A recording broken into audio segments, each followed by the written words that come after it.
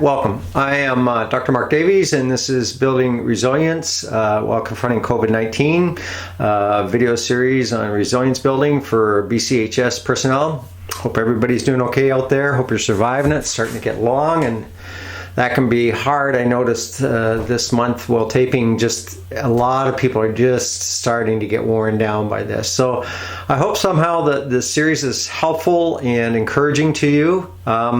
We've been looking at the 5 pillars of resilience, and today I want to look at the 5th and final pillar of resilience, which is building and participating in community.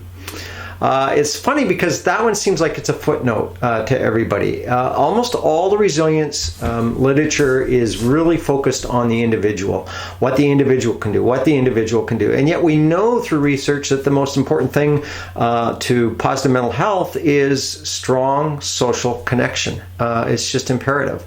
And so we have various communities that we exist in. We have families, we have friends, and we have our co-workers, and those are often the 3 dominant communities that we look at.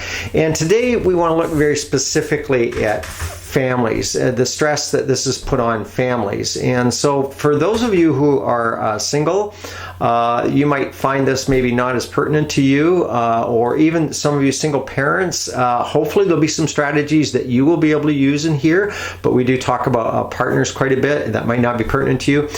We apologize for that. That's just the nature of it, that we want to make sure that we're being relevant to very specific situations, and by that sometimes you can't speak to everybody. So we hope you'll understand, and hopefully there'll still be something in there that you can use and translate. But we want to look at families today, and I am pleased to have with me a co-facilitator, Heather Davies, who has her MA in counseling psychology and does a lot of work with couples, a lot of work with first responder couples, and has indeed helped me with my resilience seminars. And yes, she is my daughter. You can tell immediately by her good looks, even though she will tell you that that's from her mom. We all know that's not true. Heather, say hi. Hey, it's great to be here. I really hope that the information that we present here today is very useful for you. As my dad said, I'm very passionate about working with first responder couples, and I think that the things that we're going to talk about today are very practical strategies for helping you combat stress during COVID-19 as a family. You know, when I do my resilience slide, one of the things I will do, I'll get a whiteboard up and I'll ask people, you know, what they really like about work and what they really don't like about work. And it's almost inevitable. Anytime I ask them, what do you really like about work? Coworkers. Just coworkers make my work. Then I ask them, what's the most stressful thing about work? Coworkers. So there you go, right? And that's the deal. Social connection is critically important to everything we do. And I don't get that it gets left out of the resilience kind of focus, because I think it's critical. We know that positive social connection is shorthand for how well you're going to do with your mental health. How much good social connection you have in your life is a huge predictor of how mentally healthy you're going to be. So it's never really talked about in resilience literature, not a lot anyways. Resilience literature is really geared towards the individual. What can you do? What can you do? What can you do?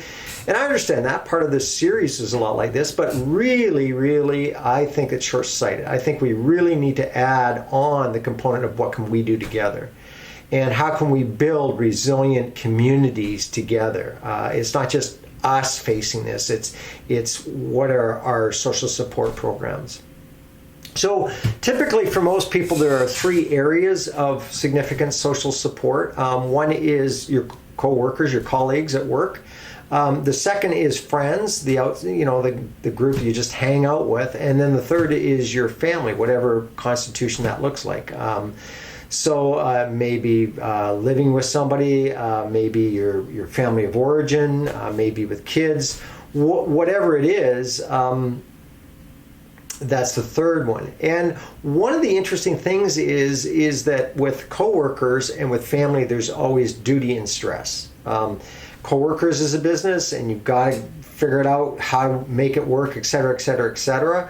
And that can be really hard. It can be really challenging. And same with families. Families, you got to pay mortgages. It's very much a business venture, right? We kind of forget that. And so there's a lot of duties and responsibilities, and therefore there's a lot of stuff gets in the gears and starts grinding hard. Friends are almost the only kind of real free part. It's not like they're totally free. They can annoy us and tick us off, but we're not jammed together like we are at work and at home. And friends are a phenomenal outlet for a lot of people. But guess what?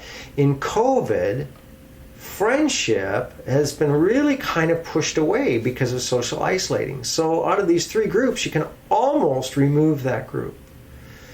And then what does that do? That puts a lot more pressure on work relationships and on family relationships. And guess what? Both at work and at home, stress levels have wound up because of COVID-19. So you've got almost the perfect storm here. So today, what I want to do specifically with the help of my daughter is I want to look at how we can build resilient families. And that's what we want to focus on today. I don't have to tell you guys that COVID has had a major impact on how families and individuals experience stress in this time.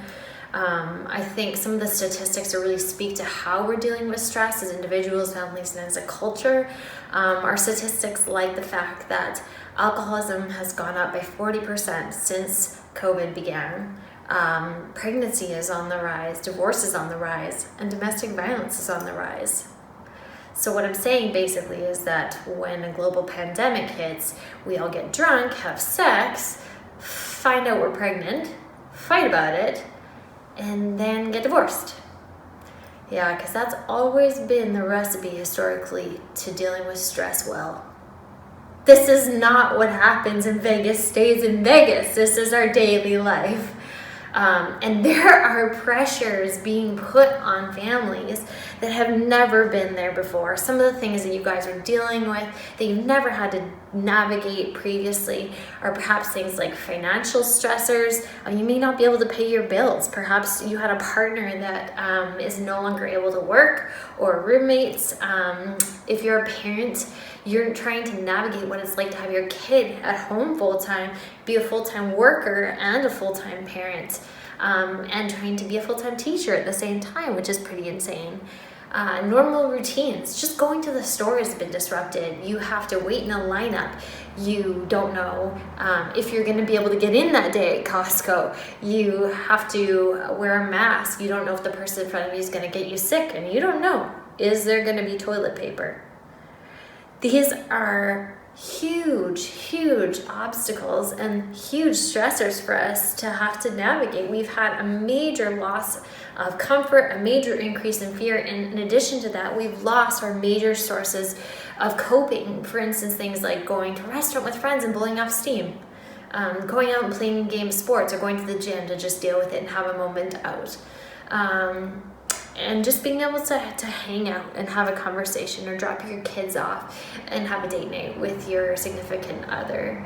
As a result of some of this mounting stress, what we're seeing in families are things like people getting upset, frustrated, angry, and taking that out on the family unit.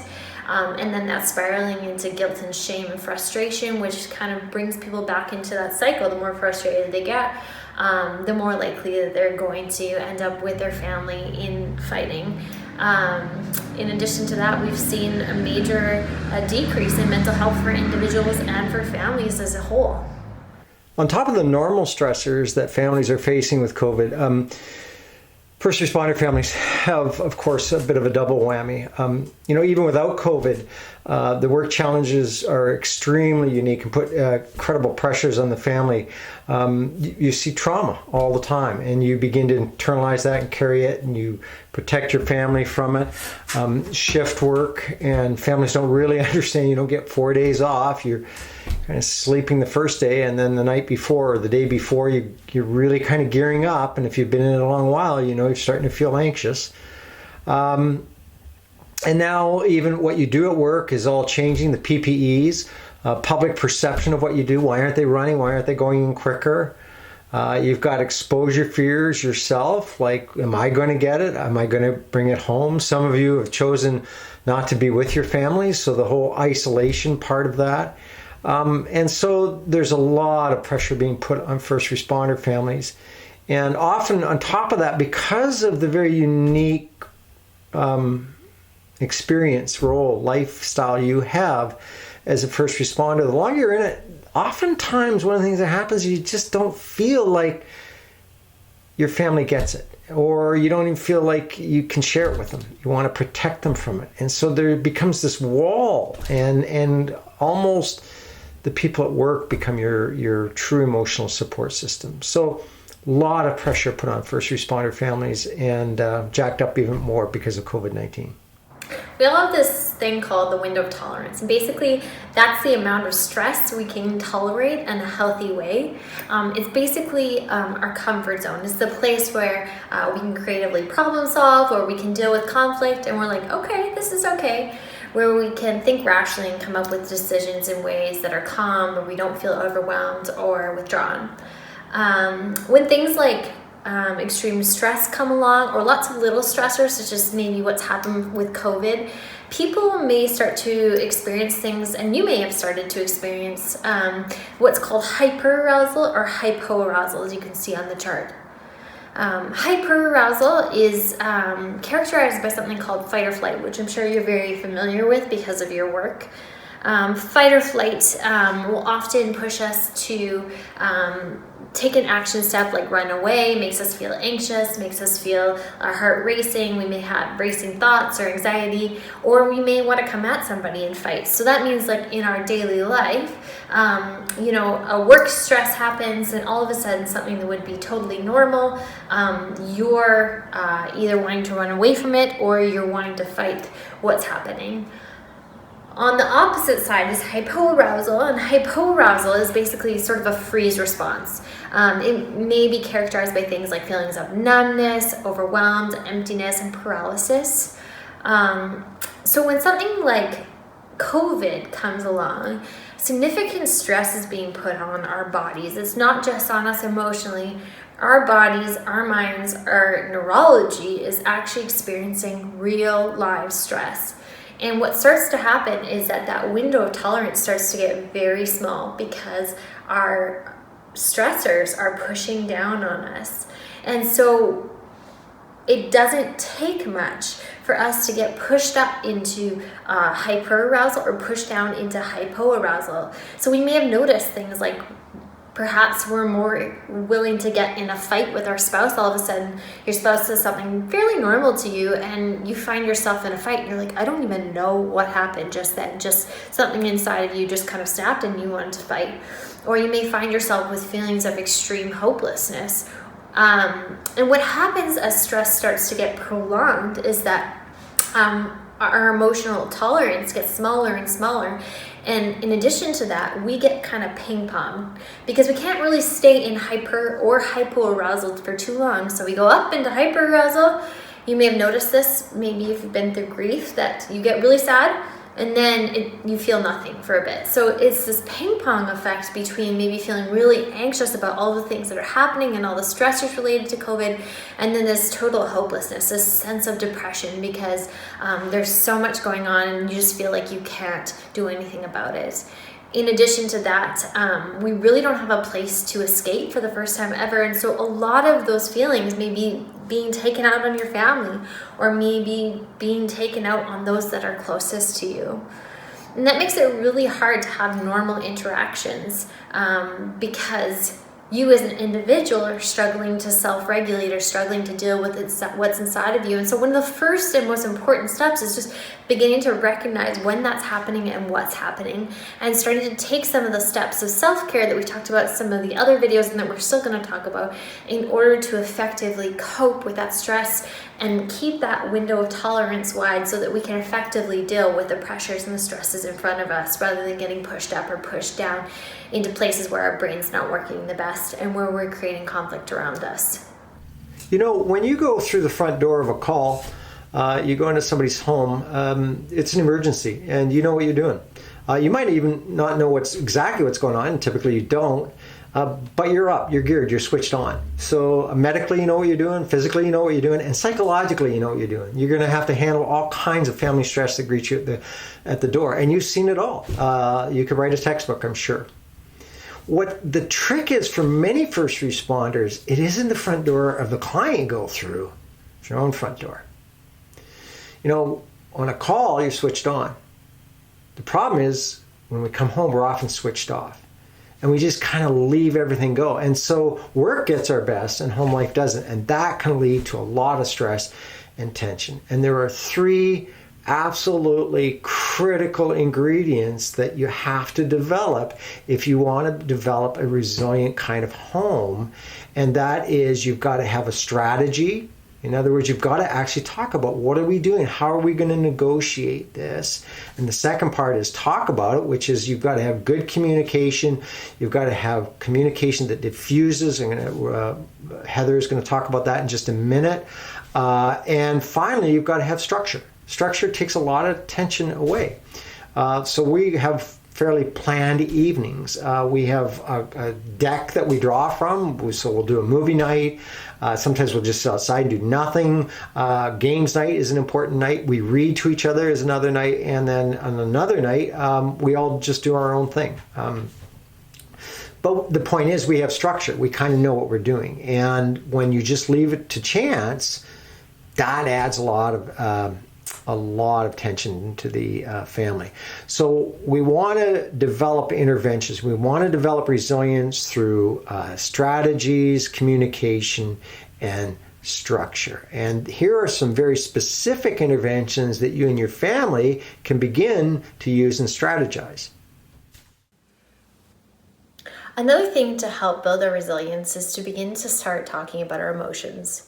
I know you guys are first responders and this is not a popular topic in your culture. Most of you are like, and I'm out right now, but just hold your horses for a second. We talk about emotions because science has shown that they're one of the biggest predictors of how we handle stress and how we connect with our significant other. In order to improve connection with our significant other, which I mentioned already is extremely crucial for helping us combat stress, we need to start talking about what's really going on with us and figuring it out. So often, so many of us, we go to work, we have a shit day, and the first thing we do is we come home and we pick a fight with our spouse because we're having a tough time. This is called a secondary emotional response. And basically, secondary emotions are things that we use to cover up what's really going on inside of us.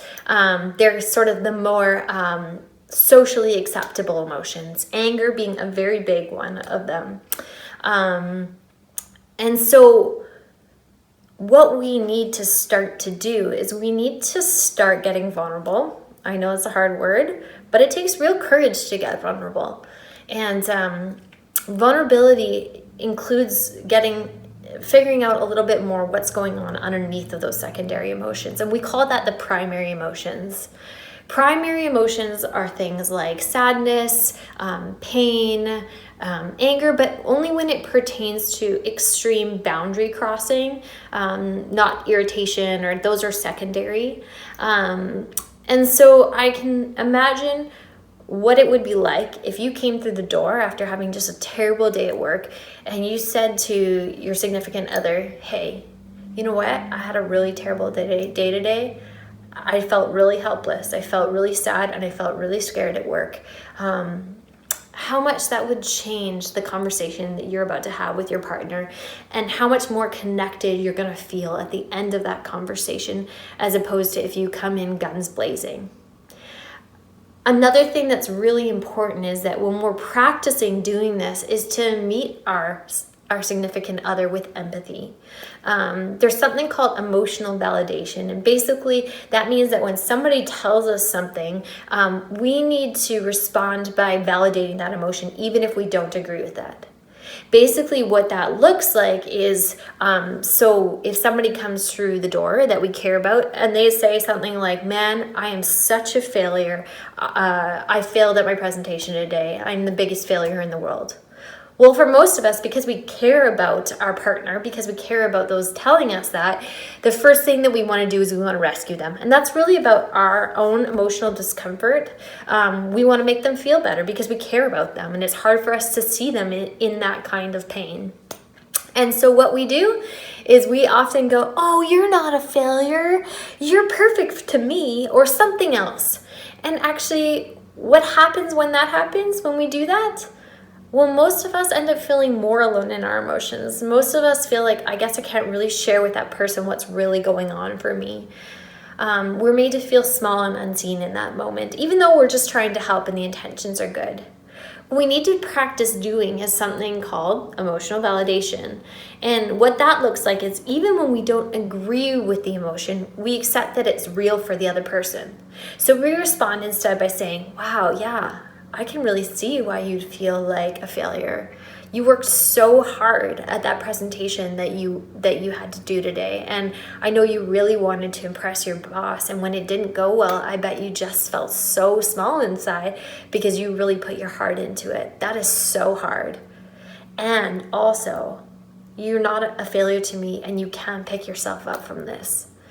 Well, all of a sudden, when we use the method of validating the emotion by re-expressing it to them and giving 3 reasons why we get where they're coming from, and see where they're coming from, then their brain neurologically actually has been shown to relax. And what happens when the brain relaxes? It's able to take in new information because it doesn't feel stressed anymore.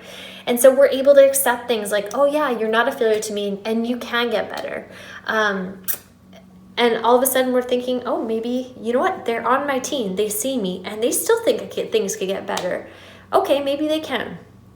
This is really important for helping us learn how to better connect with our family, to better connect with our significant other, and to fight stress as a whole so that we don't come home guns blazing and start a fight in the house because we had a bad day at work. This is really important as part of emotional responsibility in the home.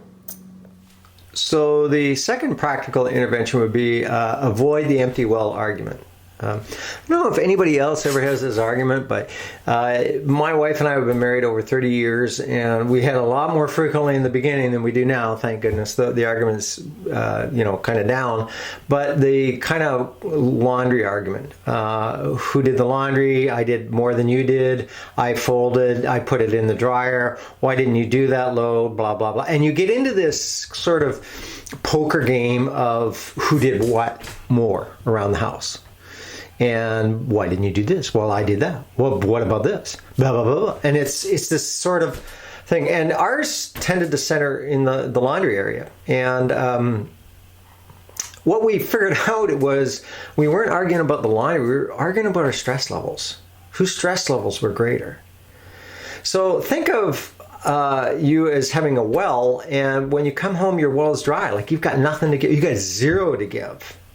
And you come to the front door and you kind of go, well, everybody else has got some water here. But unbeknownst to you, they really, truly don't. And you walk through the door and the first thing your partner or your kid or whoever it is greets you at the door says, give me a drink of water. I need a drink of water. And you're going, and immediately you kind of get your back up and go, I don't have any water. I need a drink of water. And then they get their back up because they're going, I don't have any water. How dare you ask me for water? And now you're off to the races.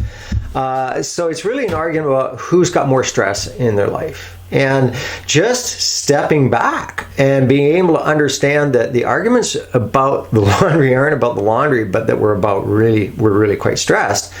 It's been really helpful. It's been really, really reduced the laundry arguments by quite a bit. And there's some practical ways you can do this. Some people, I know when I work with PTSD couples, we have a chart put on the fridge and just what kind of day are you having? Are you having a green, yellow, orange, red day? Like just put your needle. Where is your needle at right there? And you try to move it. If you're especially in red, you want to get the fire level down. You want to water it. So you want to go for water. You want to self-soothe. You want to calm yourself down. You want to do some self-care. But just having those kind of stress level charts on the fridge can be really, really helpful for people to know where everybody's at. All right. So the point is, you're not trying to argue about who's more stressed. You're not having that drywall argument. You're taking it right out, and that can really reduce a lot of tension in the home. One of the things that we can do to become more resilient against stress as a family is actually to date your partner. Now that might sound very straightforward, but actually I often find that when couples come into my office and I ask them how often they're dating their partner, they say, oh yeah, we went to Safeway together, or yeah, he was in the same room as me and I was reading a book. But that's actually not the same as dating. Dating is spending intentional time getting to know each other. It's spending intentional time connecting with one another, having fun, learning about one another and who we are on an ongoing basis. I think one of the biggest problems with COVID is that a lot of partners are home right now. And so we're getting a lot of quantity time, but that's actually not the same as quality time. I even made this mistake in my own relationship, my own marriage. My husband has been home, working from home, and I've been working from home right now. And so we've been together a lot, and we've been a classic COVID couple in that we decided to renovate. So we've been doing a lot of stuff together. But I noticed about 2 or 3 weeks into our renovations that we started getting really snippy at each other. We really weren't connecting very well. We weren't working well together, which we normally do as a team. And so I started thinking, what's been going on? And I noticed that, of course, we had let our dating go. We weren't going for walks together in the evenings. We weren't setting special time together to have a meal together every week. All of those good habits that we built up, we let go because we were both at home all the time. So we felt like we were seeing each other. So we actually took a day off and we went for a bike ride together, and then we had ice cream together. And what I noticed throughout the week actually after that was not only that we were functioning well as a team together again because we were reconnected, but actually I felt less stressed in my work life. I felt less stressed around the home finishing the renovations. And studies actually support that our spouse or our partner is the best thing to help protect us against stress and anxiety, which is pretty incredible. There was a study done, and basically they took a woman, they put her under a brain scan, and then they electrically shocked her. It was a really pleasant study. And of course, her brain showed that she was experiencing high levels of anxiety and stress, and then she reported the shock is actually extremely painful. They then had disconnected spouses, so spouses come in the room that weren't particularly close with the women, and they took a brain scan with these spouses next to the women holding their hands. And same thing, her brain didn't change, she was extremely stressed and anxious and having a tough time. They took those same couples, gave them 12 weeks of couples therapy, and when they reported feeling extremely connected, they redid the study.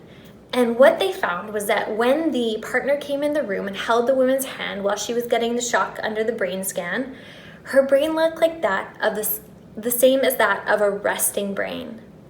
So she actually experienced anxiety and stress less. And not only that, but she reported that the pain felt not excruciating, but was kind of more bothersome than anything else. That means that our partner is not able to only change how we think about stress, but literally how we physically experience stress and anxiety. I really want to encourage you to start acting like a resilient person. And resilient people, they come up with specific plans, they schedule them in, and then they do them. I want to challenge you to consider dating your spouse once a week during this COVID time. Now, you may be wondering what that would look like. You're like, well, we can't leave the kids. We have to be at home. But that is when your college brain comes in. Do you remember being a college student and you had no money at all? You're totally broke. And you couldn't really go anywhere because you were broke. And it was just fun to hang out with people on a date. And so I really want you to use your college student brain to think about how to date your spouse. Maybe that will be having a picnic in the living room, eating ice cream, or maybe it'll be sitting on the balcony after the kids are asleep, playing a game together or laughing. Maybe it'll be going for a walk together. But I really want to encourage you to take a date that is different than what's in your daily schedule. Make it different in that you agree to not talk about kids, to not talk about work, to not talk about COVID, but really to spend time intentionally getting to know each other. There are lists such as 120 questions to ask your partner online, and that's just a great way for us to be intentional about continuing to get to know our partner and getting close to them on a daily basis. This is great for us, this is great for our partner, this is great for our kids because it lowers the stress in the home. It's a very practical activity that you can begin today. Fourth practical strategy is have fun. It sounds pretty soft, doesn't it? I was a professor of marriage and family for, I think, 11 or 12 years and at Regent College. And I read an enormous amount of books on marriage and family. And it is amazing to me how little is said about fun or leisure. And then I was contracted to write a series of articles in a book called Thoughtful Parenting, which I saw in the bargain bin at Chapters about 5 years ago for $4.99. I was in that book 6 times, kind of hurt. My signed article, one of the signed articles was on leisure. And so I wrote on leisure, and it gave me the research to say, hey, you know, when we're having fun, when we're playing together, that's when we bond. That is when we bond. And not just as a professor, but as a person, I've found that to be absolutely a crucial part of the ingredient of having a great family, is to figure out what everybody enjoys together. That's not always easy. If you can find something in the family that everybody enjoys, man, you sell the farm to do it, and you build that into your routine. Because that becomes the glue for family life. You've got kids and you're worried about what they're going to be like when they're teenagers. You build the glue now through fun. You build that they want to be around you, right? And you do that through just enjoyable activities that everybody can participate in. So in my leisure article, the research showed that, you know, a movie night with the family is okay, but fairly low bonding. Games night is higher. And anything, absolutely anything done in the great outdoors is the highest. That even includes cleaning up the yard together, which doesn't seem like a fun activity. But just being outside, there's something about that with families. So with my family, it was skiing.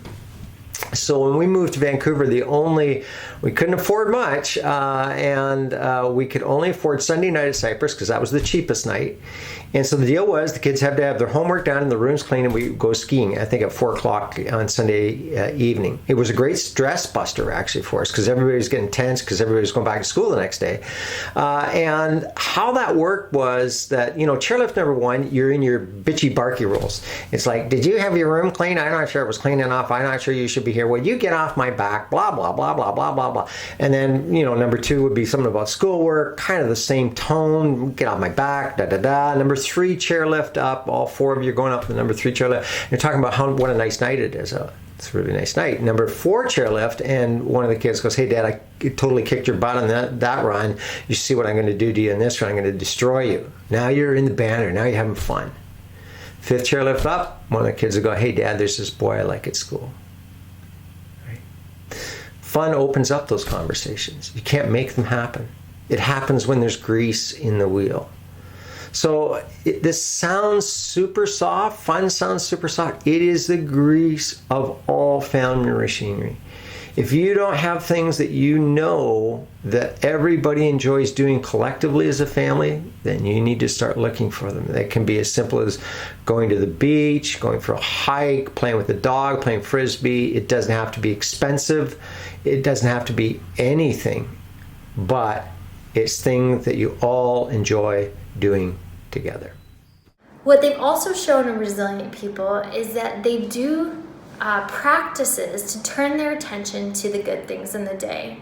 What they've shown is that having a great partner doesn't make us happy. Appreciating the great partner does make us happy. People that are able to consciously turn their thoughts to appreciating their partner's good qualities instead of just dwelling on the bad, or maybe even just being non-conscious of them, are more likely to have happier marriages. They've shown that people that are intentional about those practices are more likely to forget the bad and more likely to remember the good and more likely to have better interactions then. We have this thing called confirmation bias, and if we think that our spouse is always out to get us based on our routines that we've had in the past or interactions, or that they always forget about us, or that they never think about our feelings, then that's the lens we're going to look to confirm what kind of person they are through all the time. So what we need to do instead is start to practice gratitude. And what I would challenge you to do is I would challenge you every morning, every lunch, and every night to just start to write down 3 things that you appreciate about your spouse. And that practice is just going to give you new eyes to see them through, and you're going to start looking for a new confirmation bias, that they actually do care for you, that they are out for you, and that in turn is going to help protect you from some of the stressors that come along with life and that come along with COVID-19. The final thing that I really want to encourage you to do moving forward is to get help where you need it. I know that it's a really hard thing to consider getting help or to ask for help. It's very humbling, and particularly in first responder culture, it's not very popular. But we all need help at different times. Even I struggle to ask for help. You know, my husband and I were going through a tough time, and he's like, we should go see a therapist. And I was like, I am a therapist. It took some convincing, and eventually we ended up going to therapy, and it dramatically transformed our relationship. And I wondered why I'd let myself live in such a hard thing for so long. And so I just really want to encourage you, if you are having a tough time in your partnership or your marriage, to consider getting help. Emotion-focused therapy, which is the gold standard, again, of couples therapy, has been shown to be 80 to 90% effective within 8 to 12 sessions for improving connection between couples. That sounds like something worth doing to me.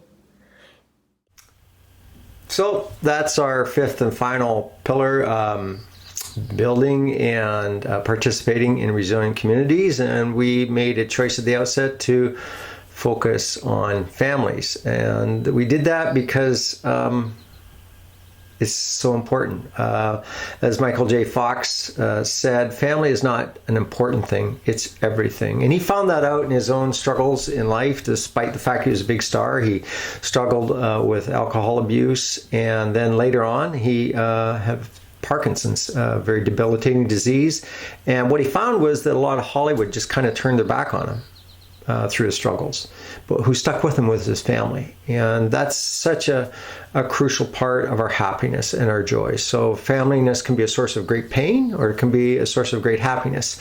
It's been a source of great happiness for me. I've been very blessed that way, and I want to thank my daughter Heather for the good work that she does with first responder couples, and also for her help on this resilience seminar today. So thanks, Heather, and I hope that what we've given you is helpful, that you'll be able to use it, it's practical, and you can put more grease back in your wheel, and that you can build a resilient home. Thanks so much. Take care.